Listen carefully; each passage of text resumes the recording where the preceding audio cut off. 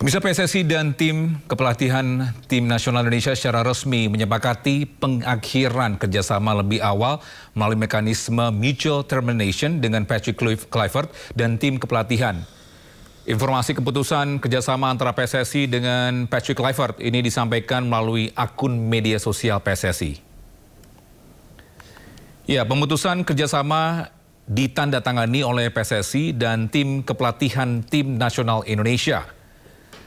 Dengan berakhirnya kerjasama, kini tim Patrick Kluivert tak lagi tangani timnas Indonesia di level senior U23 maupun U20. PSSI pun menentukan target untuk pelatih selanjutnya, yaitu masuk ranking 100 besar FIFA Piala Asia 2027 dan Piala Dunia 2030.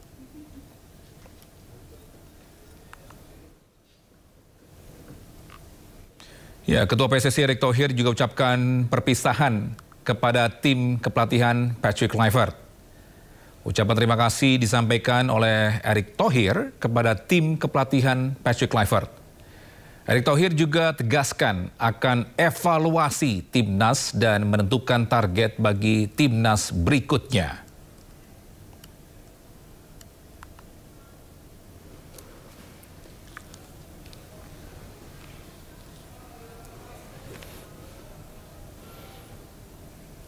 Baik, bisa untuk membahasnya kita kembali berbincang dengan Bung Akmal Maharli. Bung Akmal, ini tadi kita sempat bahas juga terkait dengan who will be the next head coach yang cocok setelah proses ada Sintayong dan juga Patrick Kluivert. Who will be the next person yang cocok untuk pelatih timnas Indonesia? Yang pelatih yang cocok adalah pelatih yang bisa kemudian memberikan harapan kepada publik sepak bola Indonesia ya. Harapan dalam hal ini harapan prestasi. Bisa mengantarkan Indonesia meraih trofi dan kebetulan kalaupun siapapun yang menggantikan nanti ke depan, saya katakan sekali lagi tugasnya tidak lebih berat karena kita akan memulai step dari tangga terbawah. Yakni kejuaraan yang kita hadapi Piala AFF, kemudian Piala Asia naik, selanjutnya adalah kualifikasi Piala Dunia. Tinggal kemudian bagaimana PSSI bisa memilah dan memilih pelatih yang cocok untuk karakter tim nasional Indonesia tentunya. Karakter permainannya, karakter budayanya, termasuk juga membangun national karakter buildingnya sehingga kemudian punya mental juara. Karena sejauh ini kalau bicara materi pemain, kita sudah punya materi pemain yang sangat mewah ya. Sepanjang sejarah dengan harga market value mencapai setengah triliun rupiah. Cuma permasalahannya pemain mewah, pemain mahal dengan kualitas tinggi. Kalau kemudian tim ini tidak punya mental juara, ini juga akan menjadi kendala. Dan itu yang terjadi misalnya di babak keempat kualifikasi Piala Dunia 2026. Kita tidak kalah secara kualitas pemain dengan Arab Saudi dan Irak. Tapi kita kalah dari sisi mental dan experience. Dan itulah yang harus dilakukan oleh PSSI. Siapapun pelatihnya, mau Sintayong comeback atau cinta lama bersemi kembali dengan Sintayong, mau kemudian nama-nama yang tadi saya sebutkan, Giovanni Van Bronckhorst, Thomas Doll, Bernardo Tavares, atau Jesus Casas, yang pasti PSSI harus punya catatan penting saat bertemu dengan calon-calon pelatihnya. Kalau perlu dilakukan fit and proper test, sehingga kemudian tidak salah dalam memilih pelatih untuk menggantikan posisi Patrick Kluivert. Ya, untuk menurut Bang Akmal sendiri, apakah STY ini bisa kembali? Karena kan sudah terbiasa nih dengan pemain-pemain kita juga, Bang. Ya, sejarahnya saya bicara sejarah pelatih yang pernah melatih timnas kemudian kembali, sejarahnya tidak kemudian sukses tapi gagal juga seperti Ivan Kolev, kemudian juga Alfred Riedel tidak mampu membawa Indonesia berprestasi. Ya, kalau kemudian mungkin Sintayong kembali dan bisa memberikan prestasi, ini akan menjadi pengecualian, akan menjadi sejarah tersendiri buat Sintayong kalau seandainya kembali. Cuma permasalahannya secara psikologi saat ini kan Sintayong juga kabarnya di berita-berita belum tertarik untuk kembali menangani tim nasional Indonesia. Yang kedua, dia baru saja selesai tugasnya bersama Ulsan atau mutual termination dengan Ulsan Hyundai di Liga Korea Selatan. Jadi ya semua masih spekulasi menurut saya. Memang publik menginginkan Sintayong kembali, tapi apakah itu kemudian PSSI akan mengamini dan mengikuti apa yang diinginkan oleh publik sepak bola Indonesia? kan belum tentu juga karena ada pilihan-pilihan lain selain nama Coach Sintayong seperti yang tadi disebutkan. Giovanni Pamprongkos punya catatan bagus karena dia punya darah Indonesia, punya foundation atau yayasan juga di Indonesia.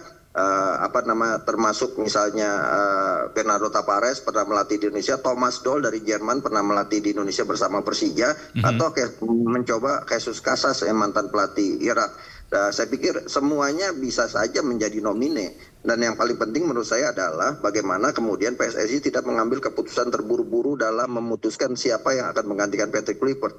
Harus lewat sebuah analisa SWOT yang matang. Jangan sampai kemudian salah jalan lagi dalam memilih pelatih. Karena ini pasti masyarakat punya tuntutan yang sangat besar, ekspektasi masyarakat Indonesia sangat besar terhadap tim nasionalnya, termasuk mimpi Indonesia untuk bisa kembali berprestasi di tim nasional, meraih prestasi yang diharapkan, misalnya juara Piala AFF, kemudian 4 besar Piala Asia, kemudian baru lolos Piala Dunia. Saya pikir kita harus berpikir dengan naik tangganya dari bawah hingga kemudian tidak melompat. Sekarang kan kita melompat seolah-olah kita ini udah merupakan salah satu kandidat paling kuat lolos Piala Dunia. Padahal bicara ranking itu sangat jauh, 120 ranking FIFA.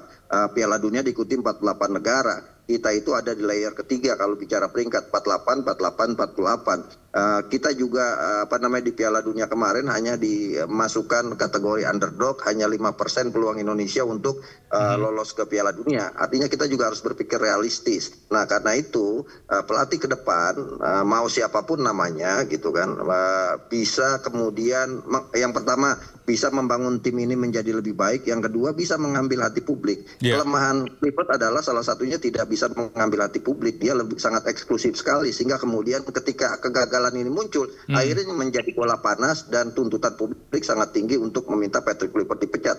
Walaupun misalnya catatan saya sebenarnya hasil yang dia dapat juga tidak jelek-jelek banget gitu kan, lumayan bagus karena yang dihadapi adalah tim adidaya di Asia, berhadapan dengan Australia, berhadapan dengan Jepang, berhadapan dengan Arab Saudi, berhadapan dengan Irak.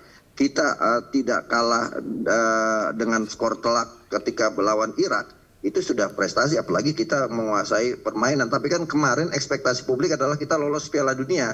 Ditambah sisi-sisi kontroversi lain dari Patrick Kluivert, plus misalnya nostalgia dengan Sintayong yang masih begitu kuat, sehingga tugas Patrick Kluivert lebih banyak kepada masalah-masalah non teknis yang dia tidak bisa mengambil hati publik sepak bola Indonesia. Nah, karena itu catatan saya adalah pelatih ke depan ini harus bisa mengambil hati publik sepak bola Indonesia. Sintayong sudah bisa melakukan itu.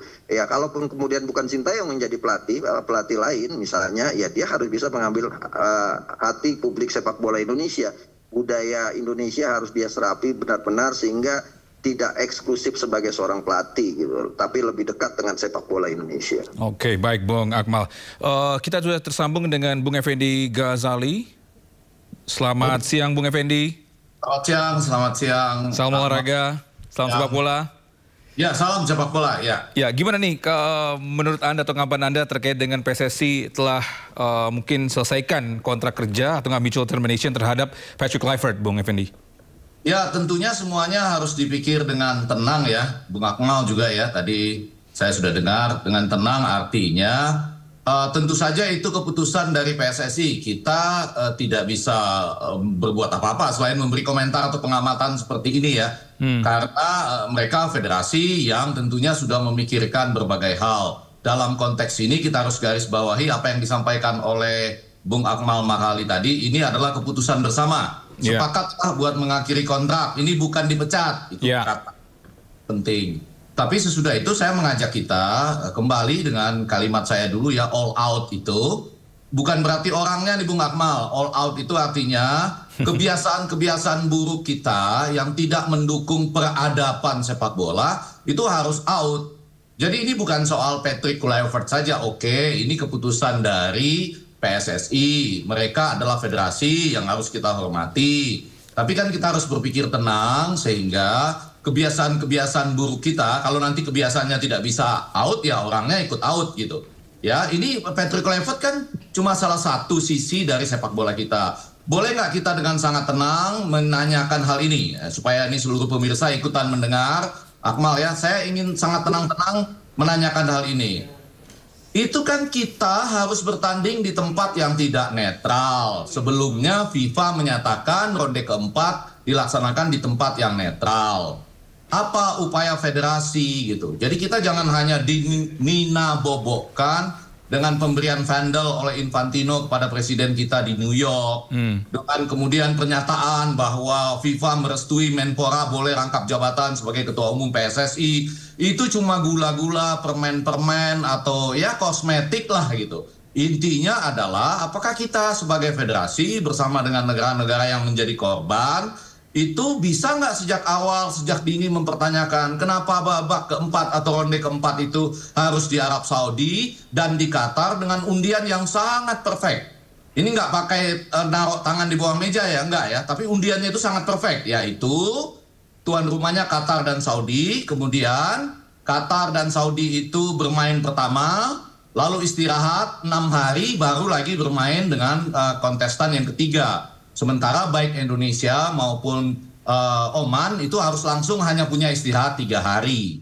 Jadi dalam konteks itu ya sekali lagi saya boleh bertanya nih baik ke Akmal Makhali maupun ke seluruh pemirsa, kalau Sintayong yang membawa tim kita berhadapan dengan Arab Saudi dan Irak ya dengan waktu istirahat yang begitu pendek menghadapi rumah, apakah hasilnya akan sama atau tidak? Walaupun sekali lagi saya sangat menyukai posisi back 3 misalnya. 3 yang 4-3 yang kemudian segera bisa menjadi 5-3-2 atau bahkan parkir bus kalau dibutuhkan misalnya. Tetapi pertanyaan saya bukan itu. Di manakah kemampuan kita ke masa depan ini untuk melakukan sekali lagi persis seperti yang diharapkan oleh Qatar dan Arab Saudi. Mereka berdua yang lolos menjadi tuan rumah, tidak harus berangkat kemana-mana, punya penonton yang banyak, penonton kita dibatasi misalnya. Jadi apakah dalam konteks itu pelatih manapun, kita tidak usah menjurus ke Sintayong ya, bisa melejitkan negara dengan 119 peringkatnya di FIFA, itu melawan negara yang punya peringkat 58 dan 59 ya, itu 2 negara itu. Jadi kita harus agak tenang nih sebelum kita melangkah ke yang lain. Belum lagi kalau kita bicara peradaban-peradaban sepak bola yang lain, saya tidak tahu ya. Kita saat ini juga harus bicara, oke, Patrick Kluivert out, itu keputusan federasi, tapi apakah kebiasaan-kebiasaan buruk kita juga bisa out? Apakah FIFA tahu kalau Kongres PSSI itu untuk memilih exco pakai uang misalnya, yang masih terjadi sampai sekarang? Apa itu bisa diatasi gitu? Jadi ini hanya salah satu dari persoalan-persoalan yang harus kita atasi bersama ya. Belum lagi Harpa menyatakan dan saya rasa itu harus kita klarifikasi bahwa Federasi Irak mengizinkan atau meng-approve ya 80 wartawannya untuk meliput pertandingan persiapan tim Irak melawan Indonesia. Sementara dari federasi kita itu menurut Harpa 0 ya. Walaupun ada beberapa data mengatakan ya ada beberapa tapi mereka tidak hadir akhirnya gitu. Tapi jomplang sekali angkanya gitu. Nah ini apakah ada kaitannya dengan monopoli? Dalam konteks yang menentukan sepak bola Indonesia ini adalah media sosial, yang menentukan sepak bola Indonesia ini adalah seberapa banyak follower, seberapa banyak pengaruh dipertarungkan. Kalau orang tidak bisa dipengaruhi lalu kemudian out. Nah ini hal-hal yang harus kita bicarakan. Jadi sekali lagi saya tentu saja harus menerima keputusan federasi. Kan kita penonton, Akmal ya. Pengamat seperti apapun kita kan hanya memberikan masukan-masukan. Tetapi ada kebiasaan-kebiasaan buruk yang juga harus out kalau tidak mau orang-orangnya yang out gitu. Itu saya hanya menyebut beberapa. Belum lagi kalau saya membahas misalnya tentang kejelian kita. Kita protes atau berteriak agak keras, bereaksi agak keras terhadap wasit Muhammad bin Ali ya dari Kuwait. Padahal catatannya pada waktu itu bagus kalau menurut saya 56 pertandingan, 188 kartu kuning, 9 kartu merah dan 14 penalti. Ya kita cuma 1 kali ya kalah ketika dipimpin oleh dia. Arab Saudi juga pernah 1 kali kalah ketika dipimpin oleh dia. Hanya saya waktu itu cuma berpikir setiap kali dia melihat VAR pasti akan ada penalti. Dan betul catatannya sekarang setelah 3 penalti yang dia berikan menjadi 17. Kita lupa berteriak sangat keras terhadap wasit yang namanya Manning dari Cina. Ya, dia memberikan Qatar 3 penalti waktu final Piala Asia. Sehingga Qatar bisa menang terhadap Yordania. Dan jangan lupa di situ ada Siva Kompo Udom sebagai wasit VAR yang selalu merugikan kita. Bahkan dalam pertandingan melawan Irak itu, sepanjang pertandingan dia tidak pernah meminta VAR ya, karena VAR itu adalah juga bisa dari inisiatif wasit VAR untuk kemudian memberikan catatan terhadap potensi kartu merah dan potensi penalti. Jadi maksud saya banyak hal yang harus kita pikirkan bersama sebelum kita tergesa-gesa menuju kepada siapa pelatih selanjutnya begitu. Baik, Bung Akmal mungkin bisa respon terkait pernyataan dari Bung Effendi, silakan. Ya, saya setuju bahwa evaluasi total yang dilakukan bukan cuma terbatas mengganti Patrick Kluivert, gitu kan. Banyak hal yang harus dibenahi. Salah satunya seperti tadi sudah banyak disampaikan oleh Bang Effendi Ghazali. Saya hanya menambahkan salah satunya mau sampai kapan misalnya proses naturalisasi ini menjadi bagian dari membangun prestasi sepak bola Indonesia. Kalau nanti misalnya Piala Dunia 2030, pemain seperti Joey Polupesi sudah 37 tahun. Kemudian Tom Hay sudah 35 tahun. Pemain lainnya juga banyak yang sudah kepala 3 semuanya. Apakah kita hanya akan terus melakukan proses naturalisasi untuk mengatrol prestasi tim nasional kita, sementara kita punya rakyat 300 juta jiwa? Nah, ini juga harus bagian dari evaluasi kegagalan kita lolos ke Piala Dunia 2026 ini. Saya selalu mengatakan bahwa tim nasional yang kuat itu lahir dari pembinaan yang hebat dan kompetisi yang sehat. Kalau pembinaannya tidak hebat, kompetisinya tidak sehat, sulit kita untuk mendapatkan pemain yang tim nasional yang kuat, walaupun kita sudah melakukan akselerasi dengan program naturalisasi. Kita kalah dari Irak, dari Arab Saudi, kan ini bicara mental dan experience dan pengalaman. Mereka sudah sangat matang, sementara kita, pemain-pemain naturalisasi kita juga kan belum punya pengalaman bermain di kompetisi tensi tertinggi seperti round 4 Piala Dunia 2026 ini. Sementara pemain Irak sudah mengalaminya, pemain Arab Saudi sudah mengalaminya. Secara skill individu mungkin setara dengan mereka, tapi secara pengalaman tidak bisa dibeli. Dan ini yang kemudian menjadi PR, termasuk masalah mentalitas pemain kita. Ya, termasuk juga tadi kata Bang Effendi Ghazali, mentalitas pengurus PSSI kita juga, gitu kan. Karena dari awal saya sudah mengatakan bahwa tiket Piala Dunia 2026 ini sudah dibeli oleh tuan rumah Qatar dan Arab Saudi, dan faktanya itu sudah terjadi. Jadi sekarang semua yang sudah terjadi kita jadikan pengalaman, kita ambil hikmahnya bahwa evaluasi ini bukan sebatas mengganti Patrick Kluivert dan mencari pengganti yang tepat untuk menggantikan posisi Patrick Kluivert, tapi juga membangun peradaban baru seperti tadi kata Bang Effendi Ghazali, sepak bola Indonesia, bagaimana roadmap sepak bola kita, bagaimana filosofi sepak bola kita. Kita kan filosofi sepak bola kita belum punya, ada Pilanesia, tapi tidak mengakar di akar rumput. Karena itu paling penting adalah PSSI setelah ini, selain mencari pengganti Patrick Kluivert dengan entah itu namanya fit and proper test, entah uji kelayakan, uji kepatutan, apapun namanya, jangan terburu-buru mengambil keputusan, cari pelatih yang benar-benar bisa memahami karakter dan budaya bangsa kita. Baik. Pelatih yang bisa benar-benar fokus di sana, termasuk diantaranya adalah bisa memberikan perhatian luas kepada pembinaan sepak bola Indonesia. Oke, baik, terima kasih Bung Akmal Maharli dan juga Bang Effendi Ghazali atas waktunya. Mohon maaf waktu kita singkat. Terima kasih atas insight-nya. Semoga kedepannya lagi kita bisa juga menemukan yang cocok, yang pas untuk pelatih Timnas Indonesia berikutnya. Terima kasih, salam sehat, salam olahraga. Salam sehat, tetap semangat sepak bola Indonesia, ya Bang Akmal dan seluruh. Ya, bisa PSSI dan Timnas Kepelatihan Tim Nasional Indonesia ini secara resmi menyepakati pengakhiran kerjasama lebih awal melalui mekanisme mutual termination dengan Patrick Kluivert dan tim kepelatihan. Dan informasi ini memutuskan kerjasama antara PSSI dengan Patrick Kluivert disampaikan melalui akun media sosial. Baik, bisa demikian breaking news siang hari ini. Saya Togi Snaga, selamat menyaksikan acara kami selanjutnya.